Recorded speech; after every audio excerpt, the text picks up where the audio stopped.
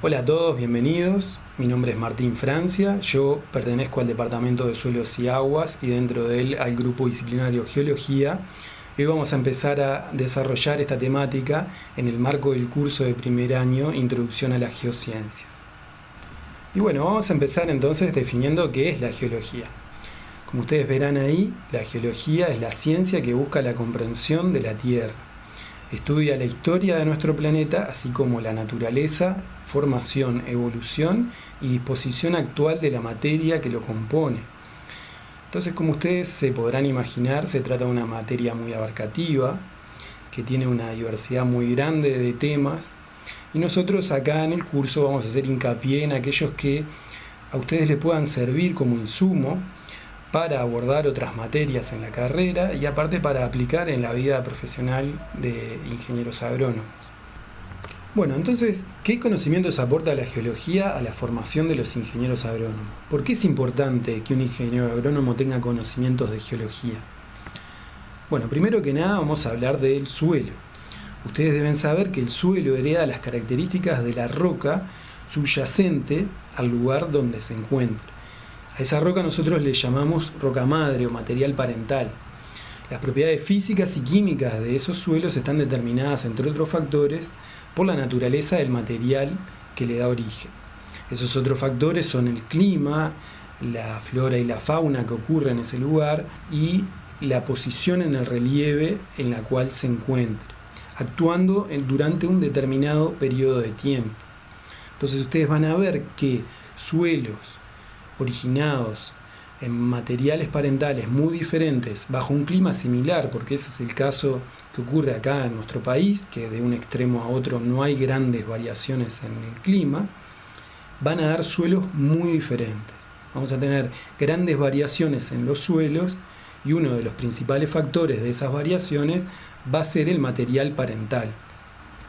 La geología también nos brinda herramientas para entender la fertilidad. La descomposición química de los minerales que componen las rocas y el suelo aportan nutrientes al sistema que quedan disponibles para que las plantas los utilicen en su crecimiento y desarrollo. A su vez, también algunas rocas son molidas para su utilización como fertilizante o enmienda, como es el caso de la imagen que estamos viendo ahí, donde una roca que se llama caliza es pulverizada y es aplicada mediante este sistema y luego mezclada con el suelo para subir el pH. A su vez también hay otras rocas que son muy ricas en algún nutriente que también se muelen y se aplican para subir los niveles de ese nutriente específico. Otro aspecto importante determinado por la geología es la geomorfología. La geomorfología es la forma del relieve y es consecuencia de la acción de factores modeladores actuando durante un determinado tiempo sobre las rocas. Ustedes ya conocen uno de esos factores modeladores muy importante, que es el clima, porque lo vienen discutiendo desde el inicio del curso. Un determinado tipo de roca, bajo un determinado régimen climático, en un periodo de tiempo, va a dar una forma del relieve característica. Interpretar la geomorfología es imprescindible para diseñar sistemas agropecuarios con el menor impacto ambiental posible. Un ingeniero agrónomo va a tener que tener en cuenta la forma del relieve, la potencia de las pendientes, para tomar decisiones acerca de si puede o no implementar un determinado cultivo. También es importante para diseñar manejos mecanizados. Si uno tiene en cuenta la naturaleza del subsuelo y del suelo que está determinado por la roca, puede implementar manejos que minimicen la erosión y evitar casos extremos como la formación de cárcavas. Por último y no menos importante tenemos a la hidrogeología. Algunas rocas pueden almacenar grandes volúmenes de agua. Conocer la presencia y características de ese recurso le permite al ingeniero agrónomo tomar decisiones de carácter productivo. Por ejemplo, un sistema de cultivo de secano, si un ingeniero agrónomo tiene conocimiento de que en el subsuelo se almacena agua y está disponible para su uso, puede implementar un sistema de riego para paliar situaciones de sequía o para aumentar la productividad.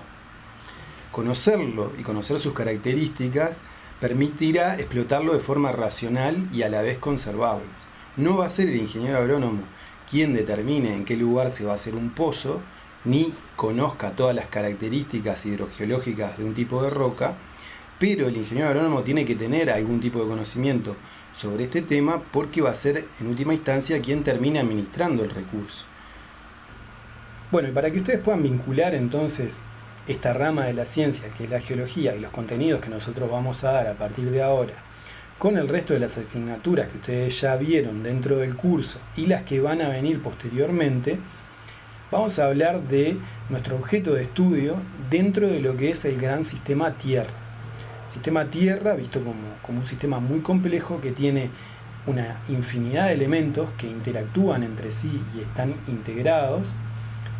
Y entonces la ciencia, cuando se enfrenta a este tipo de sistemas tan complejos, lo que busca es encontrar las características que hay en común entre algunos de esos elementos y separarlo en subsistemas menores para estudiar directamente esos subsistemas, ver cuáles son sus interacciones y cómo interactúan con otros subsistemas, y de esa forma poder entender el funcionamiento global de ese gran sistema original, que en este caso es nuestro planeta. Entonces, el primer subsistema que les voy a mencionar, ustedes ya lo conocen, es la atmósfera. La atmósfera es la capa última de nuestro planeta, engloba la mayoría de los elementos que están en estado gaseoso, aunque tiene algunos elementos que están en otros estados, y en este sistema se da el sistema climático. Aunque el sistema climático no es solamente consecuencia de la interacción de los elementos específicamente de este subsistema, sino de la interacción de este subsistema con el resto de los subsistemas que yo les voy a mencionar ahora y el aporte de la energía solar. El siguiente subsistema es la geósfera, que va a ser a partir de ahora nuestro objeto de estudio, y específicamente dentro de ese subsistema lo que nos interesa a nosotros como agrónomos, la litósfera. Lito, el prefijo lito, significa roca, es decir, la última capa de roca, que va a ser la roca que se altere, que va a dar suelo y que tiene todas esas características de interés de las cuales venimos hablando en esta presentación. Luego tenemos a la hidrósfera, que, como ustedes se podrán imaginar, engloba todo lo que son los cuerpos de agua y el ciclo hidrológico, y que también tiene una relevancia muy importante y que interactúa también con estos otros subsistemas. Estos tres subsistemas, interactuando entre sí durante un periodo de tiempo determinado y bajo ciertas condiciones, dieron lugar a que en la Tierra suceda la vida. La vida ha colonizado todo nuestro planeta y también la hemos separado en otro subsistema que llamamos biosfera. Como ustedes pueden ver, estos cuatro subsistemas forman parte de nuestros recursos que como agrónomos vamos a tener que manejar para diseñar sistemas productivos. Dividido entonces el sistema Tierra en estas esferas, ustedes fácilmente van a poder encontrar cuáles son cada uno de los elementos y cómo ellos interactúan entre sí y cómo al final todos esos elementos e interacciones están vinculados en un entramado muy complejo. Entonces, a partir de este momento nosotros nos vamos a encargar de la geósfera. Como primer paso les propongo hacer una breve reseña histórica que nos va a ayudar a comprender los orígenes de esta ciencia y cómo fue evolucionando hasta llegar al estado del conocimiento actual. Para eso le voy a contar una serie de historias y le voy a presentar una serie de personajes que han hecho grandes contribuciones a esta ciencia, pero les aclaro que he dejado por el camino otra cantidad de personajes muy relevantes que han hecho grandes contribuciones, pero como esto es una síntesis, no los he podido incluir a todos.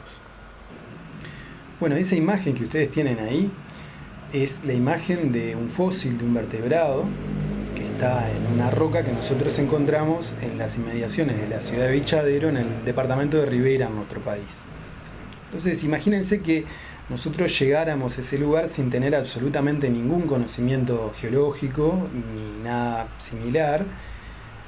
Entonces, la primera pregunta que nos haríamos sería: ¿cómo puede ser que los huesos de un animal estén formando parte de una roca? Ese mismo tipo de preguntas se le hicieron los griegos, que fueron los primeros en dejar un registro histórico acerca de sus observaciones y teorías sobre la naturaleza y los fenómenos naturales.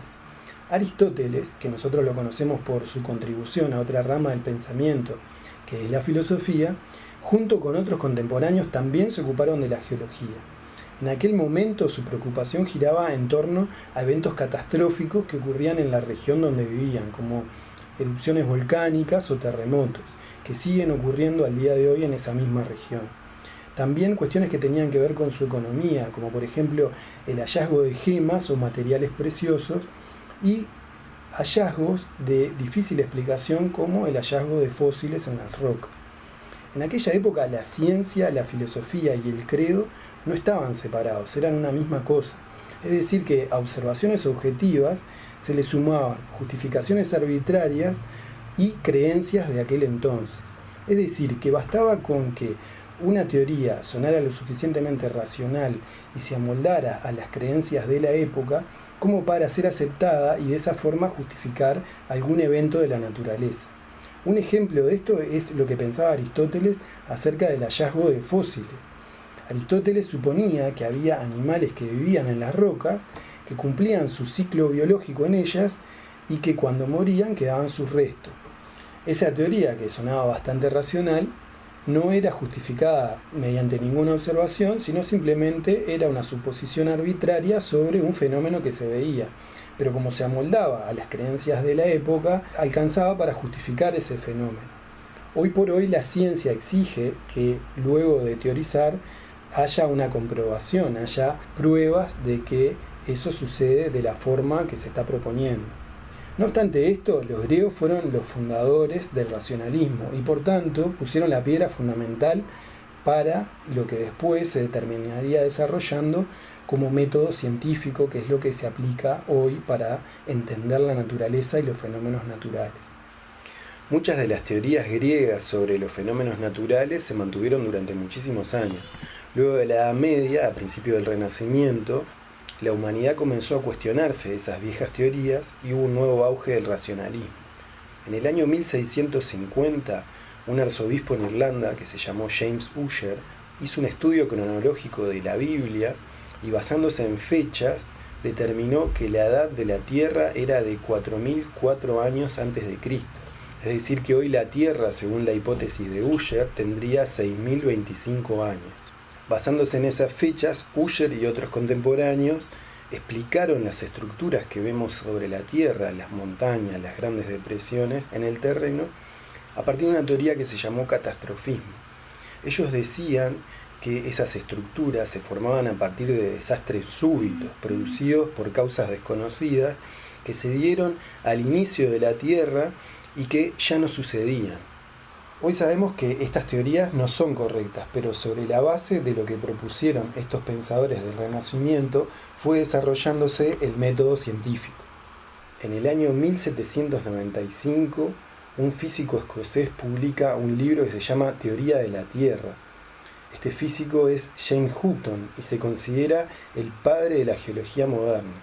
Él, junto con otros pensadores de la época, formulan una teoría que se llama uniformismo. Hutton utiliza el criterio científico para hacer sus determinaciones. Sus teorías, las teorías que propone en ese libro, están basadas en observaciones. Él, luego de analizar datos objetivos, llega a conclusiones fundamentadas en esas observaciones objetivas. ¿Y qué es lo que propone el uniformismo? El uniformismo propone que los eventos que actúan hoy, que van a terminar determinando la formación de nuevas rocas, también lo han hecho en el pasado. Hutton llega a la conclusión de que esos procesos que determinan nuevas rocas son procesos que requieren periodos muy largos de tiempo. Sobre la base de lo que propusieron los uniformistas, años más tarde, un geólogo escocés que se llamó Charles Lyell publicó en 1830 un libro que se llama Principios de Geología.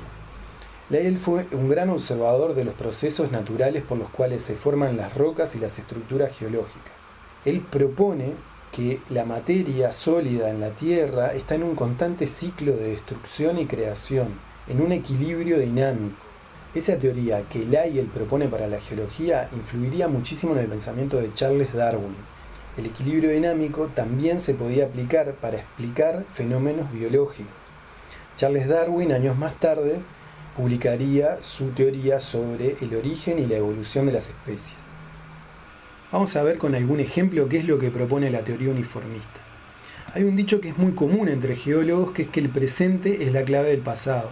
Eso significa que los fenómenos que están ocurriendo en el presente, que van a determinar la formación de rocas, también han sucedido en el pasado y son los responsables de las rocas que vemos hoy en día. En la primera imagen, como ejemplo, nosotros lo que vemos es en el fondo una cadena montañosa, un curso de agua que viene desde allá arriba y llega a una zona llana del relieve para terminar desembocando en un delta. Entonces, si uno analizara las causas físicas por las cuales se forma ese paisaje, uno podría decir, bueno, en la cadena montañosa se forma hielo, después por deshielo se forman cursos de agua, que en esas zonas altas tienen mucha energía y capacidad de transportar sedimentos, que van a llegar a zonas más bajas del relieve. En esas zonas bajas el agua va a perder la capacidad de transportar esos sedimentos, y esos sedimentos van a precipitar sobre el fondo de los cauces, hasta que el cauce se llene, se colmate de sedimentos. En ese momento el río va a tener que cambiar de posición y en algunos casos formar cauces menores para terminar desembocando. Si ustedes se fijan, entonces van a ver que el río en ese lugar va a estar en constante cambio y movimiento y formación de pequeños cauces. Si uno analiza en ese lugar las estructuras que se van formando a partir de esas depositaciones de sedimentos, lo que se encuentra es una estructura muy similar a la roca que tenemos a la derecha de la imagen. Esa roca que tenemos a la derecha de la imagen no es de la actualidad, es una roca que se formó hace 250 millones de años. Y no la encontramos en un delta, la encontramos en el departamento de Cerro Largo, en Uruguay. ¿Qué significa eso? Hay eventos que suceden en la actualidad, que han sucedido en el pasado en determinados lugares, que han llevado muchísimo tiempo y que son los que han determinado las rocas que vemos. Vamos a ver otro ejemplo. Ahí lo que tenemos es una cadena montañosa, un glaciar y un lago de contención de un glaciar. Vamos a imaginarnos entonces una sucesión de tiempo de un año. En un año vamos a tener un periodo de contraste de estaciones, un periodo estival con mayor temperatura y un periodo invernal con mucho menor temperatura. En el periodo con mayor temperatura, ese glaciar va a ir desprendiendo grandes masas de hielo que van a caer en el lago de contención, van a generar gran turbulencia en el lago. Ese lago solamente va a depositar en el fondo de su lecho aquellas partículas que no pueda mantener en suspensión, incluso con el aporte de esa energía de la caída de los bloques de hielo. Entonces van a caer en el fondo las partículas más gruesas. A su vez, cuando cae ese hielo, también el agua aumenta su concentración de oxígeno, esas partículas se van a ir oxidando. Ahora vamos a imaginarnos qué pasa con ese glaciar en un periodo invernal. En un periodo invernal el glaciar no se deshiela, es decir, no van a caer esas masas de hielo en el lago de contención. Entonces, las partículas que están en suspensión, que son más finas, se van a ir depositando en el fondo del lago, porque el lago ya no va a tener esa energía para poder mantenerlas en suspensión. A su vez, tampoco va a haber una gran concentración de oxígeno porque ese lago va a estar muy calmo, no se va a mezclar con el aire. Entonces, ¿qué va a suceder? Cuando yo vaya a ver qué es lo que se está formando, cómo son las estructuras que hay en ese lecho del glaciar, en el fondo del glaciar, me voy a encontrar con algo muy parecido a la imagen que ustedes tienen ahí a la derecha de una roca que también se formó en el lago de contención de un glaciar. Ustedes lo que van a ver es una sucesión anual de un periodo estival donde caen partículas más gruesas con tonos de oxidación porque había mayor concentración de oxígeno, y partículas más finas con tonos reductores justamente porque el lago estaba calmo en un periodo invernal. Esa roca que tenemos ahí no la sacamos de un glaciar, nosotros la sacamos del departamento de Cerro Largo y es una formación geológica que también aparece en Durazno. Es decir que acá una vez más vemos que estudiando los fenómenos que se están dando en la actualidad podemos justificar las estructuras que vemos en las rocas que sucedieron hace millones de años. Por último, otro ejemplo que tenemos acá es el de un magma que cubrió la superficie de una isla en Hawái hace relativamente poco tiempo. De hecho, si ustedes buscan en YouTube hay unos cuantos videos sobre gente que ha estado en ese lugar en el momento de que este evento ocurría, que es que se abre la tierra. A partir de esa grieta empieza a manar magma que va cubriendo grandes extensiones de superficie. Y a su vez esas capas se van sucediendo unas a otras y se van formando lo que nosotros conocemos como colada en geología. Coladas de magma, son capas de magma que se suceden una sobre otra. Esa roca que nosotros vemos a la derecha es ese magma, una vez que se enfría, que da lugar a ese tipo de roca que vemos en la imagen. En Uruguay hay 41.000 kilómetros cuadrados, casi un tercio de nuestro país, cubierto por coladas de magma, y esta roca la hemos sacado del departamento de Tacuarembó, pero podemos encontrar en Rivera, en Tacuarembó, en Artigas, en Paysandú, en Salto. En muchos lugares de nuestro país se han dado estos fenómenos similares a los que ocurren hoy en estas islas de Hawái y en otros lugares del mundo donde hay un magmatismo todavía intenso. Teniendo en cuenta esto que les vengo explicando, uno podría inferir a partir de observaciones realizadas en la actualidad sobre, por ejemplo, depósitos de sedimentos durante un cierto periodo de tiempo, podríamos llegar a inferir cuánto demoró en formarse cierto espesor de roca a partir de un fenómeno similar en la actualidad. Ese tipo de datación mantuvo ocupado a muchos investigadores en el pasado, entre ellos a John Powell. John Powell fue un geólogo y botánico norteamericano que en 1869 realizó una expedición al Gran Cañón del Colorado. En ese cañón se ve expuesta muchas capas de rocas sucesivas. Ahora que yo se los comento, ustedes se lo podrán imaginar porque lo deben haber visto en películas o series, que en el cañón aparecen franjas, capas, estratos, le llamamos nosotros, de distintos tipos de roca que se han ido formando a partir de ambientes y situaciones diversas, una encima de la otra de forma sucesiva. Para Powell en ese momento estuvo muy claro que en las rocas entonces estaba escrita la historia de la Tierra. A este tipo de inferencias a partir de fenómenos modernos medidos y aplicados sobre determinadas capas de roca, nosotros le llamamos datación relativa. Es una de las formas de hacer dataciones de las rocas de forma indirecta. Hay varias herramientas que nos permiten entonces determinar el tiempo y el ordenamiento histórico de cada una de las rocas que van apareciendo en la Tierra. La datación relativa entonces consiste en determinar cuál es la edad de una roca sin medirla directamente en la roca, simplemente haciendo observaciones y utilizando este tipo de herramientas que les vengo comentando.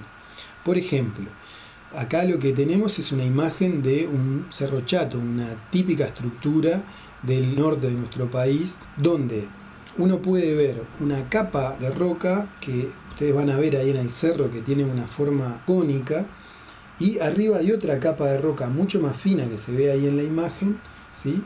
Y yo las he enumerado ahí, le he puesto capa de roca 1 y capa de roca 2. Nosotros no sabemos la edad absoluta de esas rocas, pero lo que sí podemos decir con total certeza que la capa de roca 1 es anterior a la capa de roca 2, es decir, que para que esa capa de roca 2 esté ocupando el lugar que ocupa ahora, tiene que haber sucedido antes la primera capa de roca. Otra herramienta de la que se valió Powell y que se utiliza en la actualidad para hacer datación relativa de rocas es el hallazgo de fósiles en diferentes capas de roca. Los cambios evolutivos de ciertas especies permiten establecer una relación de anterioridad o posterioridad entre capas de rocas en las cuales esos cambios se van sucediendo. Lo que tenemos a la izquierda es un gráfico que nos permite ejemplificar este proceso. Lo que tenemos abajo es una especie que está en un estadio evolutivo temprano, que cuando los individuos de esa especie mueran van a dejar sus restos en los sedimentos y eso es lo que vamos a encontrar como fósiles. A medida que la selección natural avanza, esa especie va a ir desarrollando cambios evolutivos que le permitan adaptarse a nuevos ambientes. A medida que esos cambios evolutivos se van dando, en diferentes tiempos vamos a encontrar individuos que tienen esos cambios evolutivos, y esos cambios evolutivos van a estar relacionados con un determinado ambiente que se dio en una determinada época. Los restos de ese individuo van a quedar en las rocas y nosotros los vamos a ir encontrando como fósiles, y así sucesivamente. Si nosotros conocemos cómo se fueron dando los cambios evolutivos en una determinada especie, vamos a poder asignar una capa de roca donde se encuentren los fósiles en un determinado estadio a un determinado momento histórico. El orden en el que las especies se suceden permiten identificar también el orden cronológico de una secuencia litológica, es decir, una secuencia de rocas. Sabemos que ciertas especies se dieron en un periodo de la escala de tiempo geológico determinado. Esas especies fueron evolucionando o sus hábitats fueron cambiando y fueron sustituidas por otras especies. Entonces uno puede asignar un tipo litológico, un tipo de roca, a un determinado tiempo en función de las especies que aparecen, de los restos fósiles de esas especies que aparecen en las rocas. Hay una imagen de 2 sitios diferentes donde aparecen litologías compartidas y otras que directamente no están. Es decir, que con este método también podemos reconocer cuáles son los tipos litológicos que están sucediendo en diferentes lugares. Como ustedes pueden ver, la datación relativa de las rocas es un conjunto de herramientas muy sencillo de entender y muy fácil de aplicar, pero que no nos sirven para aplicar a todas las rocas que hay en la litósfera. Hay algunas rocas que a través del tiempo geológico han sufrido grandes alteraciones, grandes variaciones, y que no responden a un orden cronológico secuenciado y fácil de reconocer como los ejemplos que yo les vengo mostrando.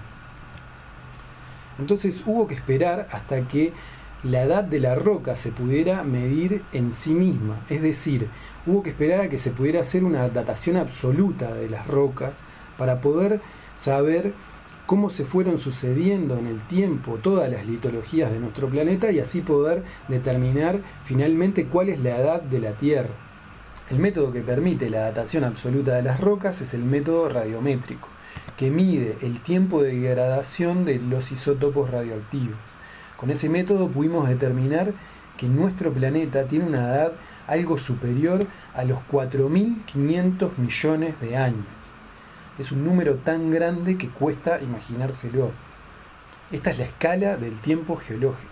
Son números muy difíciles de imaginarse para personas que como mucho viven 80 años.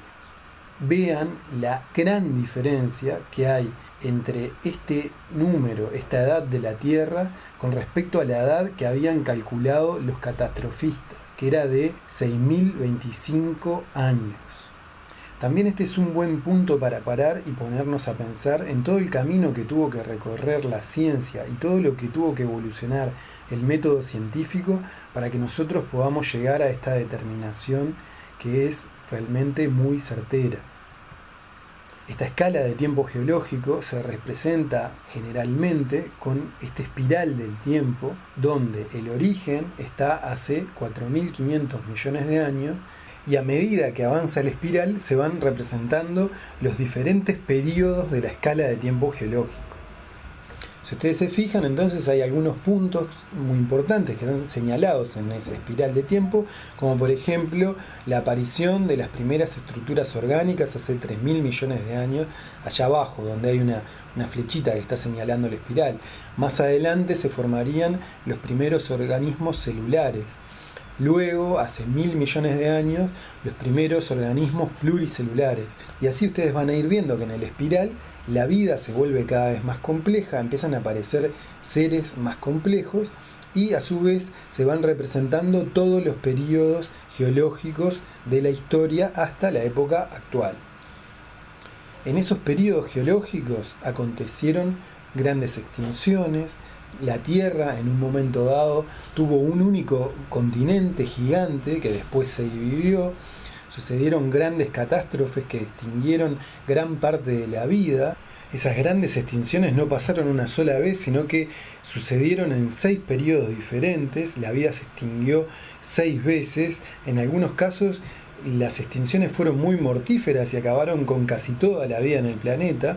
Sin embargo, nuevas formas de vida evolucionaron y se fueron sucediendo hasta la actualidad, donde aparecieron los seres humanos. Y si ustedes se fijan en el último tramo de la espiral, en la última porción, aparece representado un joven con una tabla de surf en el Cuaternario, en la época del Holoceno. Ahora vamos a hablar de la estructura de la Tierra, de cómo está formado nuestro planeta.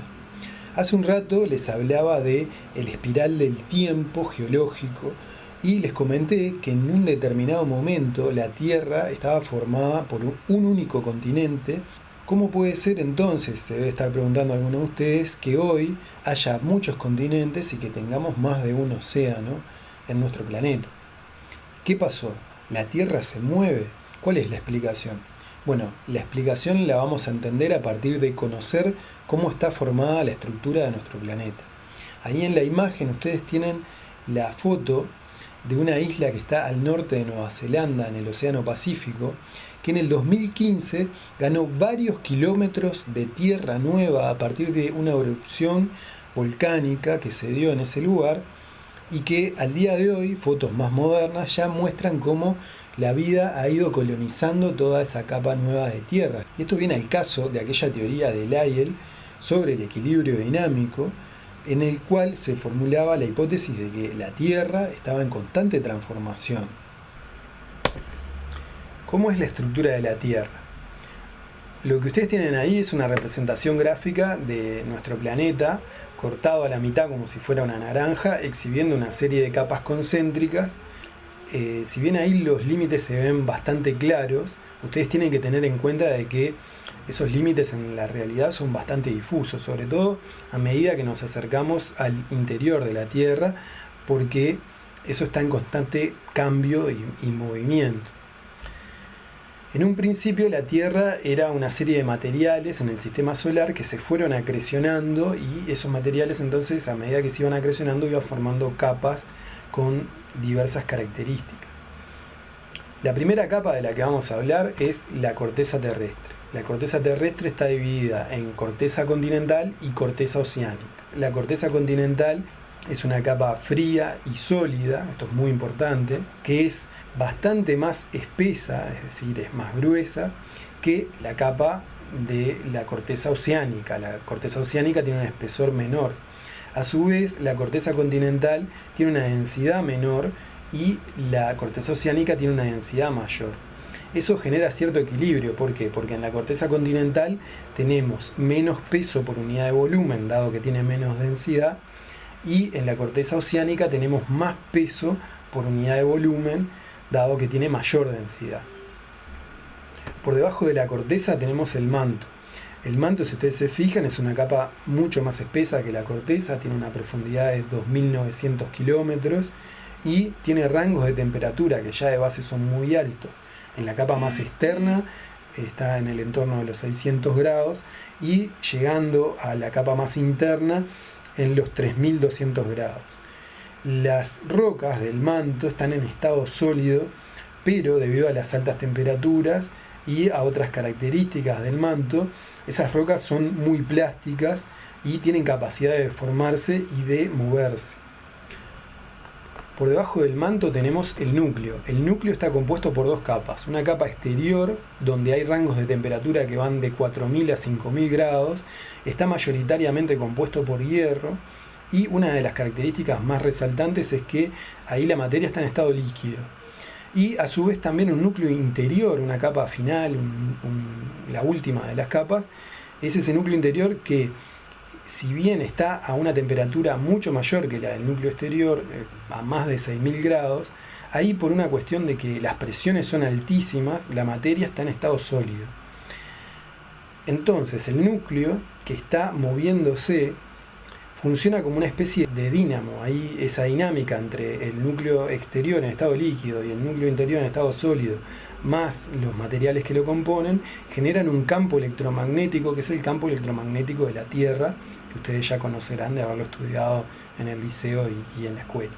Eso le da una característica muy relevante que quiero que ustedes la retengan porque ahora la vamos a mencionar nuevamente, que es que ese campo electromagnético cambia de lugar y los polos, dependiendo del momento de la historia en el que nos encontremos, va cambiando de lugar.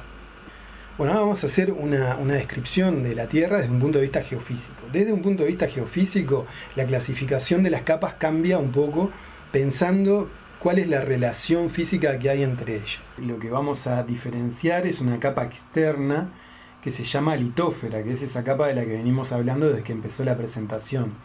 La litósfera está conformada por toda la corteza terrestre y la capa última del manto, una capa muy fina del manto. Y tiene la característica de que es una capa sólida y tenaz, resistente a la deformación. Por debajo de la litósfera lo que tenemos es la astenósfera. La astenósfera es una capa del manto, pero tiene estas características que yo les mencionaba recién del manto, que está conformada por rocas que son dúctiles, es plástica, es una capa débil y deformable. Entonces, pongámonos a pensar cuáles son las implicancias que tienen estas características físicas de la estructura de nuestro planeta. Es decir, tenemos una capa última que es la litósfera, que son rocas sólidas y es bastante tenaz, y por debajo de esa capa tenemos a la astenósfera, que es una capa débil y deformable de rocas, y a su vez la Tierra en su interior está con altísimas temperaturas, con altísimas presiones y en un constante cambio interno. Eso va a generar esa dinámica interna, también se traduzca en una dinámica de cambio externo, en la última capa, en la litósfera. La litósfera no se va a mantener con la misma estructura durante el correr del tiempo, va a ir cambiando. ¿Por qué? Porque las capas internas de la Tierra también van cambiando y ejercen esta presión de cambio en la última capa que es la litósfera. Esto mantuvo ocupado a muchos investigadores de esta ciencia desde los inicios de la geología, porque muchos de ellos encontraron evidencia en la corteza terrestre de estos cambios en la litósfera. Los continentes no siempre estuvieron tal cual hoy los conocemos. Los mares no fueron los mismos mares. Hubo cambios muy importantes en la corteza terrestre y esos cambios están evidenciados, escritos en las rocas. James Hall fue un geólogo norteamericano que se dedicó a la estratigrafía, que es el orden cronológico en el que se fueron sucediendo las diferentes litologías de la litósfera, que propuso un modelo teórico para explicar las cadenas montañosas y la formación de los mares, que se llamó la teoría de los geosinclinales. ¿En qué consiste esta teoría? Él decía que en la corteza terrestre se forman grandes depresiones o cuencas que van recibiendo materiales arrastrados por agentes transportadores y se van depositando en capas en el fondo de la cuenca, y entonces esas capas van llenando la cuenca, y a medida que la cuenca se va llenando va siendo cada vez más pesada, y entonces se va en el medio de la cuenca se va hundiendo. Eso hace que los extremos de la cuenca se angosten, se vayan acercando. Entonces, a medida que se van acercando, las capas que fueron formándose en la cuenca se van plegando, van sufriendo ese esfuerzo de compresión y se van formando este tipo de estructuras. Estas estructuras, cuando acompañan la forma de la cuenca, se llaman sinclinales, y cuando tienen el sentido inverso de la cuenca se llaman anticlinales. De esta forma, James Hall proponía explicar justamente las grandes estructuras geológicas que aparecían en la corteza terrestre. Pero estos fenómenos, que si bien suceden, fíjense que acá tengo una imagen de un modelo geosinclinal expresado en el relieve, no alcanzan para explicar los grandes movimientos de los continentes ni la formación de los grandes mares de nuestro planeta. Sin embargo, esta teoría fue muy aceptada y muy bien recibida por la comunidad científica, que la mantuvo vigente hasta mediados del siglo XX. Por otro lado, un científico alemán que se llamó Alfred Wegener, meteorólogo y geofísico, publica en 1915 una teoría que llamó la teoría de la deriva continental. Wegener, que fue un científico extraordinario, se dedicó a recolectar información sobre algunos datos que ya existían sobre el hallazgo de fósiles en diferentes lugares de las costas continentales que eran comunes, es decir, fósiles que aparecían en Sudamérica, también aparecían en las costas africanas, en diferentes lugares. Había como una secuencia que ustedes pueden seguir acá en la imagen que está acá abajo, que unía de alguna forma todos los continentes. Para él esto era una evidencia de que en algún momento estos diferentes continentes habían estado unidos. Ustedes pueden ver en cualquier mapa que las costas de América del Sur y las costas africanas, si uno las juntara, coincidirían bastante bien. Lo mismo sucede con Madagascar, la India y África, en este lugar que está acá, donde esas costas también pueden juntarse y se puede armar como un gran continente. A su vez, Wegener estudió el paleoclima, es decir, el clima que fue sucediendo en las diferentes eras geológicas, y él fue encontrando coincidencias en diferentes capas de roca que coincidían en diferentes continentes. Con toda esta información, Wegener proponía entonces que había un movimiento horizontal de la litósfera. Sin embargo, esta teoría fue muy resistida por la comunidad científica. ¿Por qué? Porque si bien él tenía evidencia que parecía razonable sobre la unión de los continentes, faltaba algo fundamental en esa teoría, que era explicar cómo sucedía. El modelo de los geosinclinales, como ustedes vieron, tiene un argumento en el cual se explica cómo hacen para acercarse y alejarse los bordes de una cuenca. En cambio, Wegener no podía explicar de qué forma los continentes se iban moviendo y la litósfera iba cambiando de forma. En el momento en el que él vivió, todavía no se había desarrollado la tecnología con la cual pudiéramos probar que efectivamente la litósfera estaba en constante cambio y movimiento. Wegener muere en 1930 y recién en 1960 se encuentra el mecanismo por el cual la litósfera se mueve y esta deriva continental se empieza a justificar. Luego de las guerras, los seres humanos, cuando dejamos de matarnos, buscamos funciones para alguna de las tecnologías que desarrollamos para la guerra. Ese fue el caso del sonar, el sonar que se usó en la Segunda Guerra Mundial para detectar submarinos. Una vez que la guerra terminó, se usó para sondear el lecho marino, el fondo del mar. En primera instancia uno se podría imaginar que el mar, a medida que nos alejamos de la costa, es cada vez más profundo y que el lugar más profundo probablemente sea la distancia media entre dos costas continentales. Sin embargo, con el sonar se descubrió que a medida que nos íbamos acercando a la distancia media entre las costas continentales, lo que se fue encontrando es que el fondo marino estaba cada vez más cerca de la superficie. A eso se le llamó las dorsales oceánicas. La dorsal oceánica justamente es una elevación que hay en el mar. ¿Y cuál es el motivo de esa elevación? Hay algunos lugares de la corteza oceánica y de la corteza continental que son más finos, y por ahí asciende el magma y se va formando nueva roca. Es decir que, digamos que las capas que van acrecionándose en ese lugar van haciendo que ese lugar se vaya como separando. Eso se probó porque hay algunos minerales que tienen la capacidad de que quede grabado en el mineral cuál es la polaridad que había en la Tierra en el momento que ese mineral se formó.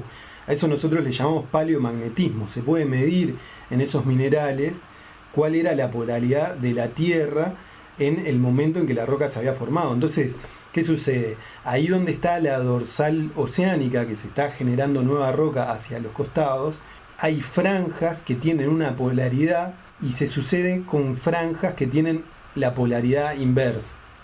¿Qué significa eso? Bueno, que se van acrecionando, que se van separando y se van formando capas de roca nueva y la corteza oceánica se va moviendo, se va separando. Esta expansión del fondo oceánico, junto con la teoría de la deriva continental de Wegener, es en conjunto la teoría que explica el movimiento de los continentes, el movimiento horizontal de la litósfera, y se llama tectónica de placas. Esta teoría unificadora, que se llama tectónica de placas, propone que la litósfera está dividida en bloques y que cada uno de esos bloques, como si se tratara de un puzzle, de un mapa de nuestro planeta, tiene una dinámica de movimiento entre sí. Si yo tuviera esos bloques como las piezas de un puzzle, en los límites de cada una de esas piezas, que en esta imagen está representada por esas líneas de color rojo, verde y azul, en esos límites esas piezas o convergen, que es decir que chocan entre sí y se compresionan, o divergen, que es decir que se están separando, o se deslizan y friccionan unas con otras. En el caso de las piezas que convergen, por lo general, si convergen y la presión continúa, la placa continúa avanzando, va a haber una placa que va a ir por debajo de otra. A ese fenómeno nosotros le llamamos subducción. Una placa subduce por debajo de otra placa. Acá tenemos algunos ejemplos. A la derecha lo que tenemos es una placa de corteza oceánica, una placa de corteza continental que están convergiendo, y hay un fenómeno de subducción, es decir, una placa, que es la placa de corteza oceánica, se está metiendo por abajo de la placa de corteza continental, y la placa de corteza continental, por ese fenómeno, se está levantando y deformando. A su vez, hay otros fenómenos que no voy a detallar acá para no irnos por las ramas, pero que generan un magmatismo que intruye la capa de corteza continental en ese caso, y se genera vulcanismo en esa cadena de elevaciones que se forman por este proceso que da este tipo de estructuras. Esto está pasando en la costa del Pacífico con América y es la causa de la cordillera de los Andes. Ahora, esto no solamente pasa entre placas oceánicas y placas de corteza continental, también pasa entre placas que son del mismo tipo. Por ejemplo, a la izquierda arriba lo que tenemos son dos placas de corteza oceánica que están convergiendo, una subduce y la otra se eleva.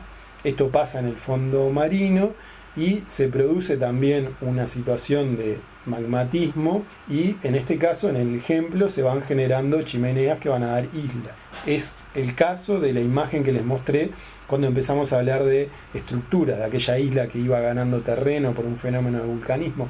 Bueno, está en un lugar del Pacífico donde se está dando un fenómeno de este tipo. Y abajo también tenemos un ejemplo entre dos placas de corteza continental.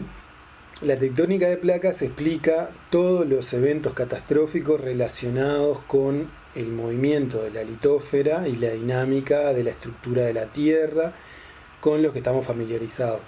Terremotos, tsunamis, erupciones volcánicas. Muchos de ustedes deben tener noticias de eso, deben haber visto algún video, deben haber escuchado alguna noticia en la televisión.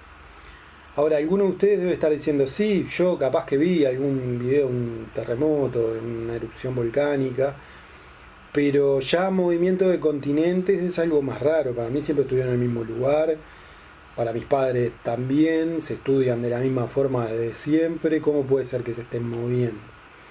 Y esa percepción es correcta, porque el movimiento de las placas tectónicas se da a razón de unas pocas decenas de milímetros por año.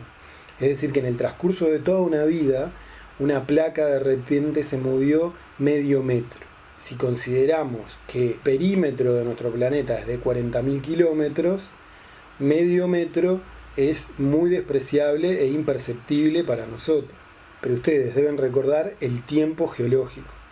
La geología se mide en escalas de tiempo completamente diferentes a las escalas de tiempo con las que medimos los seres humanos nuestra vida cotidiana.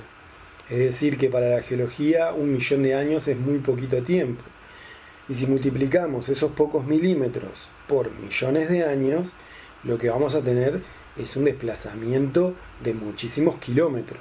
Tal es así que si nosotros pudiéramos filmar y hacer una cámara rápida de nuestro planeta desde lejos y ver cómo va cambiando la corteza terrestre en función del tiempo, lo que veríamos sería un planeta que está en constante cambio y en constante transformación en su estructura externa. Hay mucha gente especializada en hacer este tipo de reconstrucciones y he encontrado algunas imágenes animadas, entre las cuales la que me pareció más interesante para mostrarle es esta, pero hay muchas más. Si ustedes buscan se van a poder encontrar otras que van a mostrar otros aspectos interesantes también.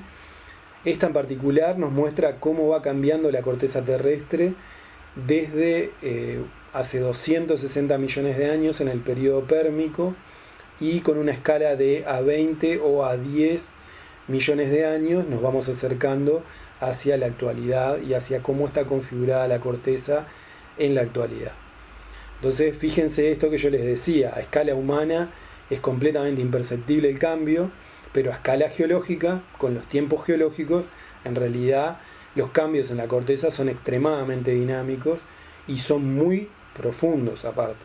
Fíjense que no solamente hay un cambio en el lugar de contacto de los continentes, sino también el lugar geográfico de los continentes.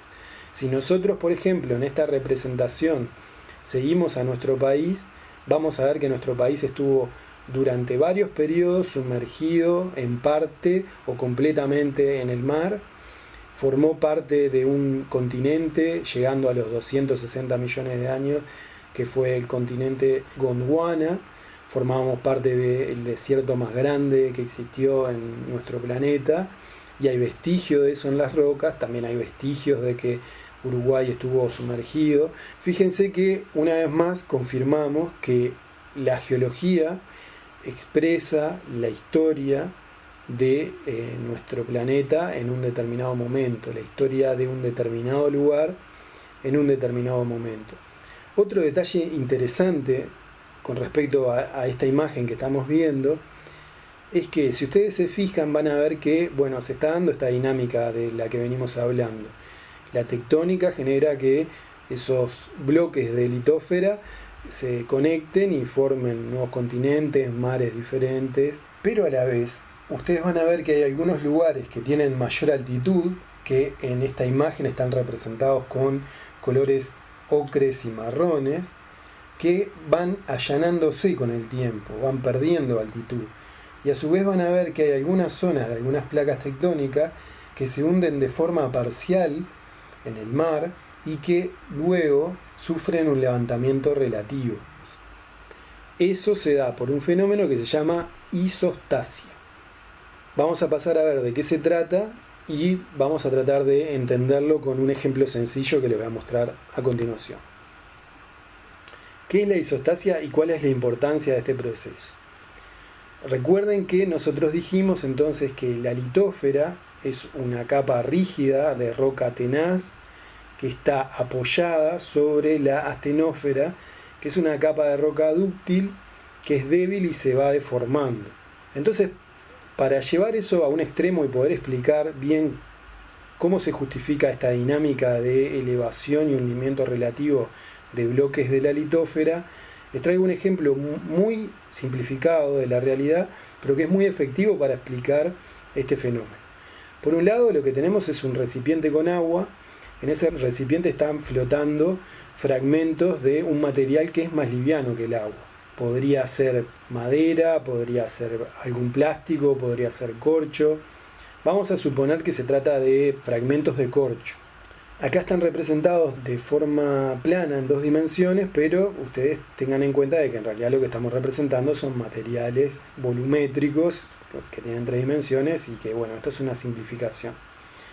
¿Cómo sabemos que son más livianos que el agua? Porque su densidad, si ustedes se fijan ahí, es 0,9. Como se trata del mismo material, tal vez esto no lo recuerden porque es del liceo, pero hacemos un repaso igual. Recuerden que la densidad de un determinado material siempre es la misma para ese material en las mismas condiciones. Es decir que, como todo lo que tenemos ahí es corcho, sin importar cuál sea el tamaño, la densidad de ese material va a ser siempre la misma. ¿Por qué? Ahí tenemos la formulita.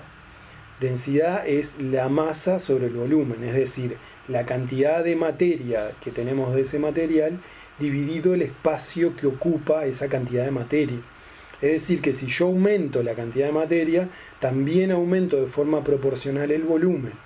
Por tanto, esa relación que hay entre masa y volumen siempre me va a dar el mismo número. Y decíamos entonces, es más liviana que el agua porque el agua tiene densidad 1. 1 kilogramo de agua ocupa el espacio de 1 litro. Entonces 1 sobre 1 me da 1. La densidad del agua es 1. Como esto tiene densidad menor, flota. Bueno, ahora ustedes van a ver que los bloques tienen diferentes tamaños. Y esos bloques con diferentes tamaños han desplazado una determinada cantidad de agua diferente en función de su tamaño. ¿Sí? Entonces eso hace que lleguen a un punto de equilibrio donde los bloques están estáticos, están flotando y esta situación se mantiene estática. Cuando tenemos una situación donde no hay cambios, decimos que se llegó a un equilibrio isostático. Bueno, pero ¿por qué unos están más hundidos que otros? Eso tiene la siguiente explicación. Porque el peso es la masa por la aceleración gravitacional, que podríamos decir que se trata de una constante. Entonces, una variable por una constante va a ir cambiando en función de que vaya cambiando la variable. Entonces lo que nosotros tenemos ahí representados son vectores de fuerza, que es la fuerza peso, que ejerce una fuerza proporcional a su masa, y cada uno de esos bloques entonces, debido a que tienen diferente masa, tienen diferente vector fuerza-peso. Cuando ponemos estos bloques en el agua hace una fuerza contraria a medida que se va desplazando por el hundimiento de ese volumen, que contrarresta a la fuerza-peso, y entonces se llega a esa situación de equilibrio. Se necesita desplazar más agua a medida que el peso aumenta. Por eso es que el volumen de mayor tamaño es el que desplaza más agua. Ahí tenemos algunos conceptos físicos entonces que explican este equilibrio. Vamos a imaginarnos lo siguiente. Vamos a imaginarnos que nos llevamos ese recipiente con agua y este material en esta situación de equilibrio y lo dejamos a la intemperie para que sufra todos los cambios relacionados con el clima, por ejemplo, en un ambiente abierto. Entonces, ¿qué va a pasar? Bueno, diversos factores van a empezar a generar una alteración en este material que está flotando en el agua. Diferentes temperaturas, un régimen de lluvia, por ejemplo, determinado, va a hacer que ese material empiece a tener otras condiciones y se va a ir alterando. Eso va a generar que en los materiales que están más expuestos, sobre todo, se empieza a dar un fenómeno físico de desintegración, es decir, se va a ir desquebrajando y separando en materiales más pequeños que van a ir a parar a las zonas más bajas.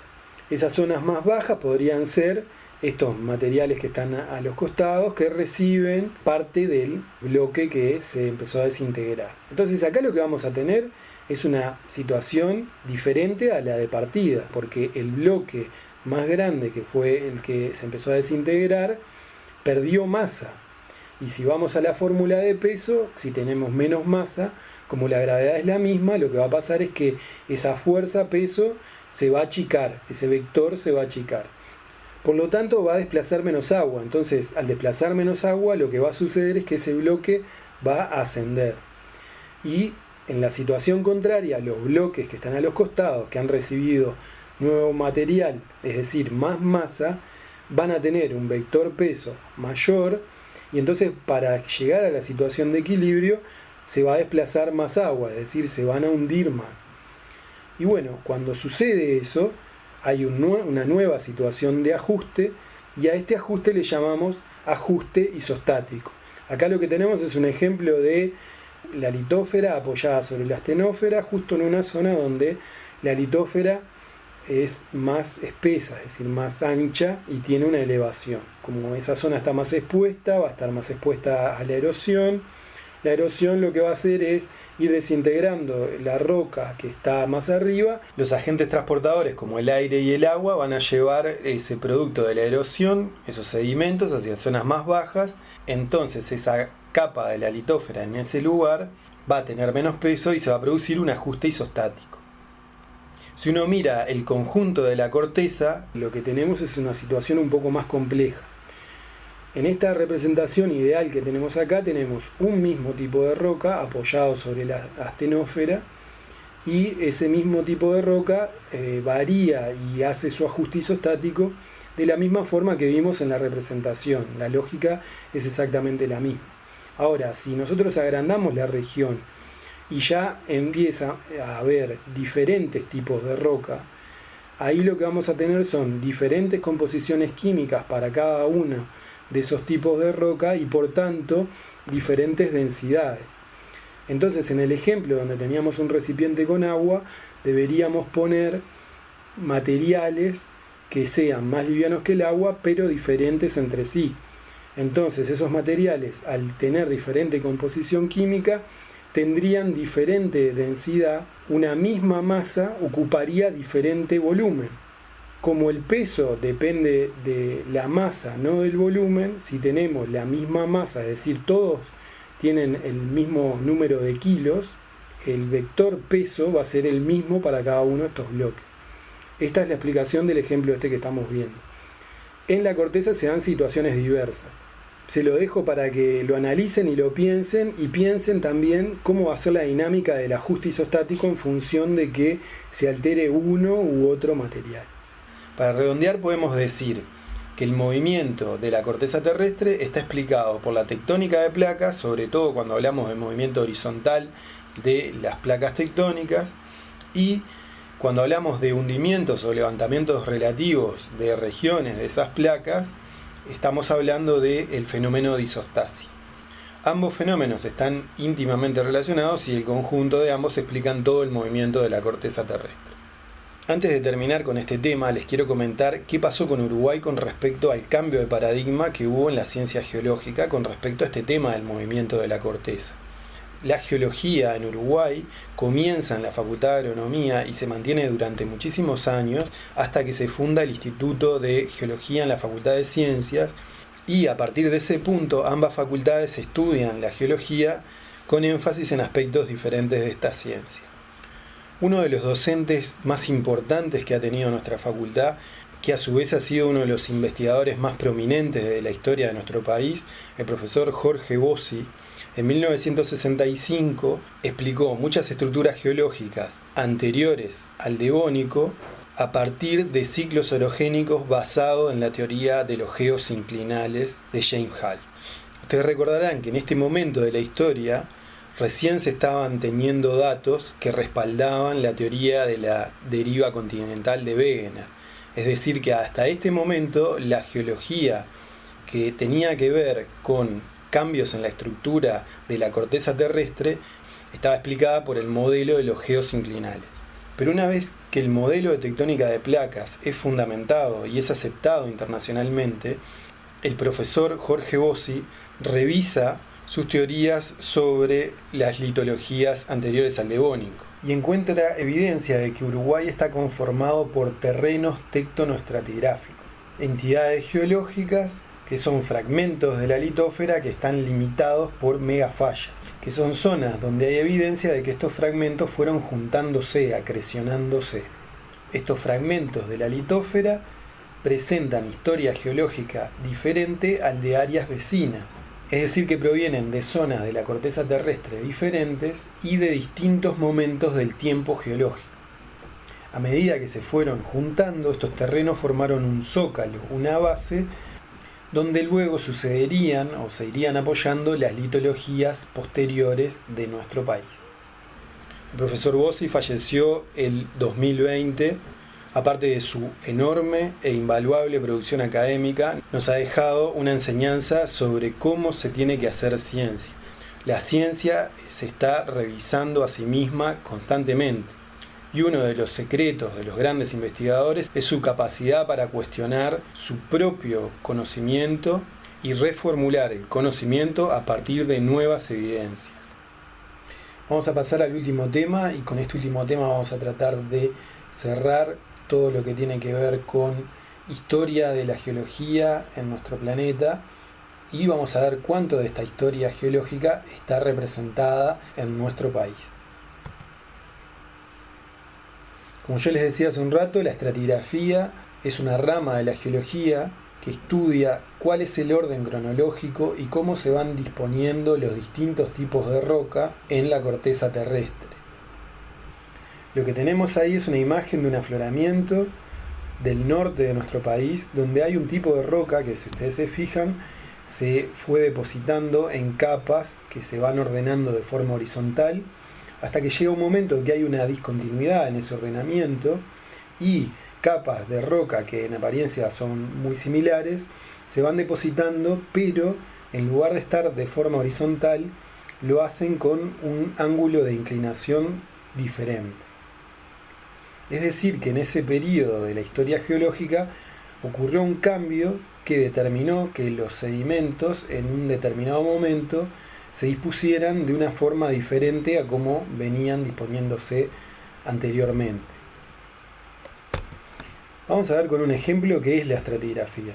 Lo que tenemos acá en la representación es un tipo de roca que está formando una capa basal en un determinado clima que aconteció en algún momento del tiempo geológico. En este momento había en la región donde se encuentra este tipo de roca un clima templado. Vamos a ir viendo cómo se van sucediendo diferentes capas de roca en función del ambiente en el que se van formando. Vamos a suponer que debido a la constante astronómica, nuestro planeta entra en un periodo interglaciar. Un periodo interglaciar es un periodo en el cual la temperatura global del planeta aumenta y el agua que está contenida en los polos se derrite, lo que hace aumentar el nivel de los mares y de los ríos, y muchas zonas costeras de la corteza continental quedan sumergidas en el mar. En el ejemplo que estamos mostrando, en este nuevo ambiente interglaciar, nuestra roca basal queda sumergida en lo que podría ser un mar. En ese mar va a haber partículas producto de la erosión que se van a ir depositando en el lecho marino, formando capas sucesivas de estos sedimentos. Vamos a suponer que se da una situación inversa a la que tenemos ahora, también debido a la constante astronómica, y que se produce un periodo de glaciación. En ese periodo de glaciación, la temperatura global del planeta disminuye, entonces el agua se empieza a congelar sobre los continentes, lo cual va a determinar que el nivel de los mares y de los ríos descienda. Entonces acá tenemos la situación en la que nuevamente nuestras capas de roca están aflorando en la corteza continental. En estos periodos de glaciación, el principal agente de erosión es el viento. El viento desprende partículas de las rocas y deposita esas partículas en zonas del relieve donde la velocidad del viento disminuye. Vamos a suponer que esta zona tiene esas características, es decir, forma parte de una cuenca donde se van a ir depositando esos sedimentos que vienen arrastrados por el viento. Y eso va a determinar una capa nueva que tiene características muy diferentes a la capa subyacente que se formó en ese periodo interglaciar y a la capa basal que directamente era otro tipo de roca que se formó en otra situación. Vamos a imaginarnos un cuarto ambiente que está relacionado, por ejemplo, con la estructura de la Tierra. Vamos a suponer que esta capa de litósfera donde nos encontramos ahora interacciona con la estructura interna de la Tierra y eso genera que en ese lugar se produzca un evento de magmatismo. El magma asciende, intruye nuestras capas de roca y mana en superficie formando una capa que va a quedar encima de las capas subyacentes de roca que se depositaron en los ambientes anteriores. Este es un ejemplo, como todos los que venimos viendo durante la presentación, donde las rocas expresan el ambiente en el cual se formaron y están determinadas por ese ambiente. Aquí en este ejemplo entonces podemos distinguir 4 tipos de roca diferentes. Entonces vamos a tener una litología 1, un tipo de roca 1, que se dio durante un determinado periodo de tiempo. Yo ahí en el ejemplo puse de 300 millones de años a 200 millones de años atrás, pero es un ejemplo arbitrario. Y ese periodo de tiempo incluye una cantidad de características que son las características en las cuales ese tipo de roca se formó. Algunas de esas características están acá mencionadas. Pueden ser el clima, la biología, la constante astronómica, la actividad magmática y muchas más que influyen en la formación de rocas. Vamos a tener una litología 2 que se dio en un ambiente particular. Nosotros lo definimos como un ambiente interglaciar. Ese ambiente también va a tener sus propias características. Va a tener un clima determinado, el conjunto de factores que determinan la competencia y evolución de diferentes especies va a determinar una biología determinada, va a haber una posición relativa al Sol de la Tierra, que va a ser la constante astronómica, que va a determinar también ese clima y esa temperatura de la Tierra, y va a haber o no actividad de la interacción entre la litósfera y la astenósfera, y va a haber actividad magmática o no, dependiendo de la región donde nos encontremos. Y así sucesivamente vamos a tener la litología 3, que perteneció a otro periodo, que lo definimos como glaciación, y así sucesivamente hasta llegar a la última capa de roca. Fíjense que nosotros entonces hemos armado una columna, nosotros a esto le llamamos columna estratigráfica, donde están señalados cada uno de los periodos donde se fueron formando los distintos tipos de roca. Esta es una herramienta que usa la estratigrafía para poder clasificar los diferentes tipos de roca que encontramos en la litósfera. Acá tenemos una columna estratigráfica convencional, así como definimos días, semanas y años para el tiempo cotidiano de los seres humanos. Para el tiempo geológico definimos otros periodos con otra escala diferente. Lo primero que tenemos son los eones. Los eones representan la escala de tiempo más grande en la columna estratigráfica. Ahí tenemos el precámbrico, que es un supereón, y los eones ádico, arcaico y proterozoico están incluidos dentro de este supereón. Y después tenemos el fanerozoico. Fanerozoico significa el momento de la vida visible. Los eones a su vez están divididos en eras. Las eras son periodos más cortos de tiempo. Acá en el ejemplo tenemos las eras del fanerozoico, tenemos la era paleozoica, la era mesozoica y la era cenozoica. Paleo antiguo, meso medio, ceno nuevo. A su vez las eras se dividen en periodos. Yo durante esta presentación les he hablado del periodo devónico, del periodo pérmico, del periodo cuaternario, y a su vez estos periodos están divididos en épocas. Las épocas tienen escala de tiempo aún menor. Lo que les presento acá es la columna estratigráfica internacional más actualizada que tenemos. La columna está dividida, es una sola columna, pero está dividida en 4 partes.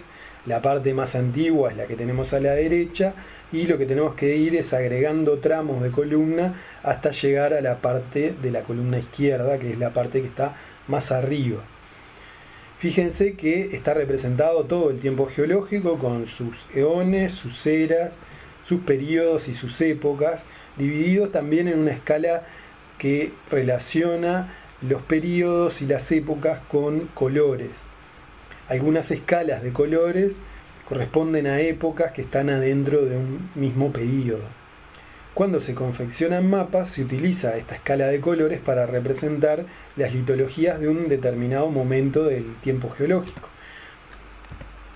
Este mapa es el mapa geológico de América del Sur.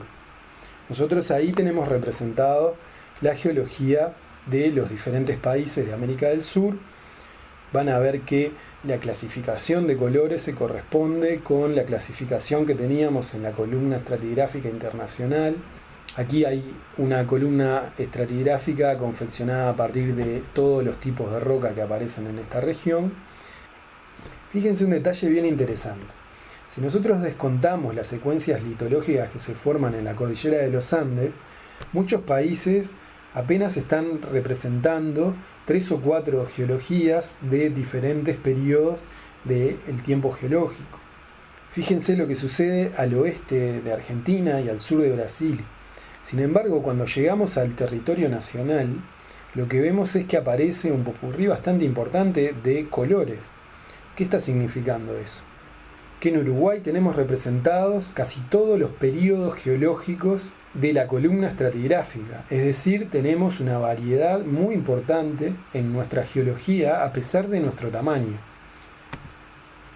Esta es la columna estratigráfica del Uruguay, confeccionada por los autores Bossi y Ferrando, que se publicó en el 2001, y lo que ustedes van a ver acá es que si comparan los períodos que están representados en nuestro país con alguna litología, van a ver que hay muy pocos periodos de la columna estratigráfica internacional que falten acá. ¿Qué significa esto? Que el Uruguay es muy rico geológicamente, tiene una riqueza geológica muy importante a pesar de abarcar relativamente poca superficie en la región donde se encuentra. En la plataforma les voy a dejar un ejercicio que consiste en que ustedes identifiquen cuáles son los periodos que no están representados en la geología nacional. ¿Qué tengo que estudiar de cara a las evaluaciones de este teórico que les acabo de presentar? Es importante que ustedes tengan conocimientos de cómo es la estructura de la Tierra, que tengan claro el concepto de tectónica de placas y de isostasia, y que tengan noción de qué significa el tiempo geológico y cómo es la estratigrafía, qué es una columna estratigráfica y qué es lo que está representándose en esa columna. Me despido deseándoles que tengan un muy buen curso.